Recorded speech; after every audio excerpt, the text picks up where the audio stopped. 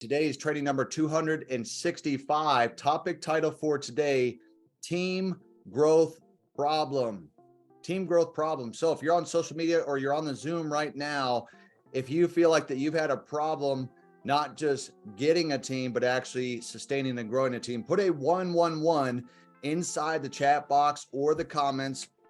If you feel like that it's been tough to grow a team, sustain it, and then grow it beyond sustaining, you feel like you've got more attrition than you have people coming in. It's like you sign 3 people up and then 5 people quit or the cards decline or whatever the case may be. And so you're down -2. So look, everybody's been there. I've done it too. And I have worked to perfect that over time to be much better, to where I focus much more today on retention and the value of the customers. I'm going to be talking about that with you guys today. So first, we got to identify the problem. So when you go to the doctor's office, they don't just say, here's a prescription. They need to have what? A diagnosis. They got to diagnose what is the problem. And we want to talk about the number one. And this may not be the case for you, but it's a case for a lot of people. They are not inspired by your action or inaction. They're not inspired by your action or inaction. Maybe you had more action in the beginning when you first got started, but today, they don't see that same fire, right? They don't see you showing up to stuff like you used to. You said you were going to go crush this thing. They don't see you going to the conventions, right? And so you got to think about, okay, if monkey see, monkey do. If my team is not growing, maybe part of the reason is because I'm not growing. Do you know that sometimes our team is a direct reflection of what we are thinking and what we are doing? Now, the easy thing to do is play the victim and not the victor, blame the company, blame the comp plan, blame the products, blame the processing. There's no question. Every company's got issues, right? But in these situations, you want to be a leader, not a manager. Leadership is influence, nothing more, nothing less. This is not a dictatorship. This is a volunteer workforce. You got to realize these people don't have to be here as customers and IBOs. They don't have to do this. A lot of these people have full-time jobs. You don't tell people what to do. You show them what to do by the actions you take on a daily basis. So that's number one, is think about, are you inspiring your people by the actions you are taking each and every day? Number two is you may not be operating on tools and events. And let me explain that for you, because I really believe that you need to create a duplicatable system. You have young people running McDonald's and Starbucks and all these major franchises doing billions and billions of dollars. They have a system. Some people are building this by themselves. They are not getting the help that they need. They are not leveraging the upline. They're not leveraging the system, the tools, the videos, the webinars, the live events. And therefore, their team doesn't grow beyond level 1, level 2, and level 3. Tools and events run 24/7. You don't, and neither do I. So to me, I am a tools-driven leader. I use the videos, I use the webinars, I use Go Live, and I use live events. You want to have systems that everybody can plug into, that people are winning with. And so just know, sometimes stagnation is not the company, it is us. We are stagnating our own business because we are not using the tools and resources that we have. Remember, it's not a lack of resources, it's a lack of being resourceful. Okay, are we really using what we have in front of us to be successful? Are we utilizing the upline? Or are we just trying to do it by ourselves? Are we just trying to close our own deals? Are we creating our own little system over here that hasn't even been proven? Why not find out the system that is working and use that? You don't need to reinvent the wheel. We already have systems that are working right now. Okay. All right. Now let's talk about the solution. This is the more positive part. Okay. Solution number one is to build a very strong community and culture. You know, there was a company I was a part of when I first got started in this industry, and it was Amway. And the majority of people never make money in the company. But the reason why we stuck around for 3 years is because the culture and community they created was contagious. I went to all the meetings. I listened to all the tapes, the CDs. I know that's aging myself, right? But I was plugged in, and we weren't making money. But do you know that community and culture, what you build, is the #1 retention tool? So when you create WhatsApp groups, Telegram groups, Facebook groups, etc., you start creating this culture of praising other people, welcoming other people to the team. Hey, so-and-so just smashed a new rank. This is the number one retention tool. It's not the comp plan, not the product, not the leadership in the company, not the leadership in the field. Guys, I'm telling you, the type of culture that you create will be the number one thing to keep your team and grow it. You know why? Because they feel better being around you.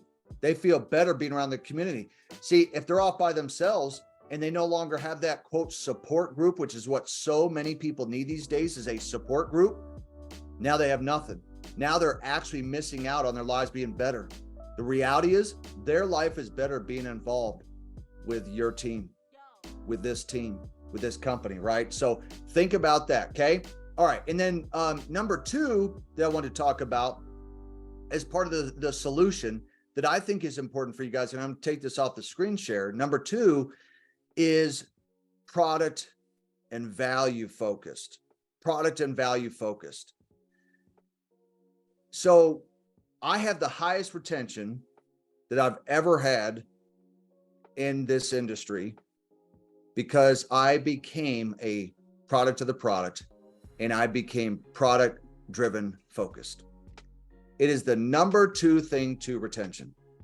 It's ranked number two. Number two is get people using the products and services. They need to see the value. Do you know companies that have over a 90% retention rate? They're focused on what? They're not focused on the comp plan.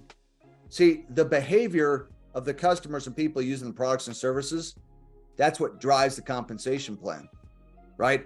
Are they going to reorder it next month and the next month and next month and the next month? Are people even using the product? Are they saving money with travel? Are they using e-commerce, ECX? Are they trading? Do they even have a demo account?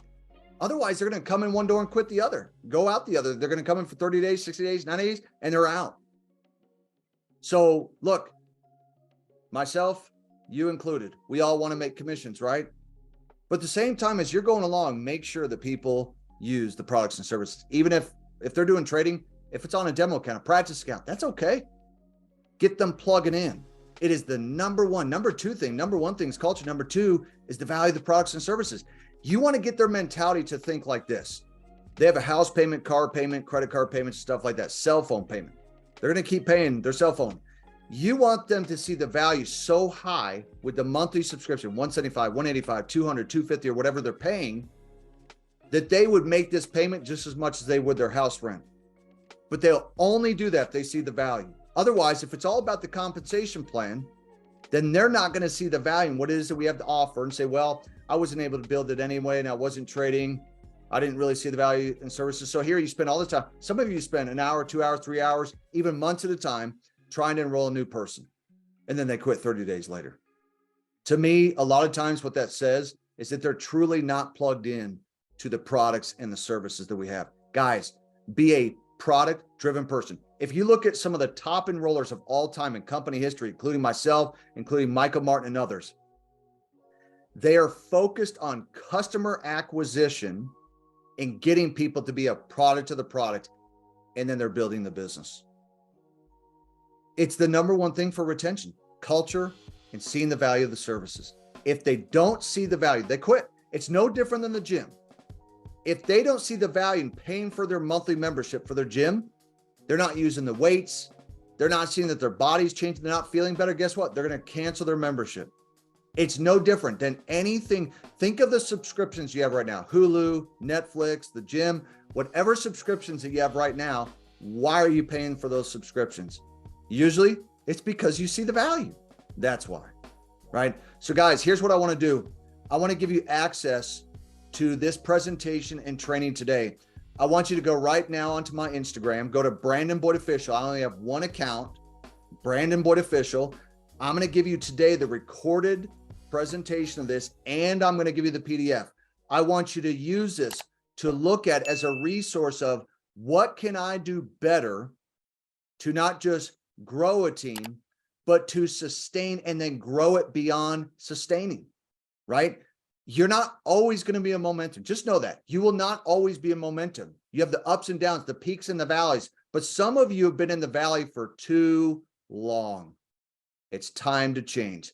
And I believe right now, this year is the time to change, and it's time for that incredible harvest that so many of you have been looking for. And so with that, guys, I'm going to close the session. Just a quick training for you today. This is Brandon Boyd signing off. I will see you next Tuesday on our business building training. Have a good day, everyone. Have a great week, and we'll talk to you soon. Thanks, everyone.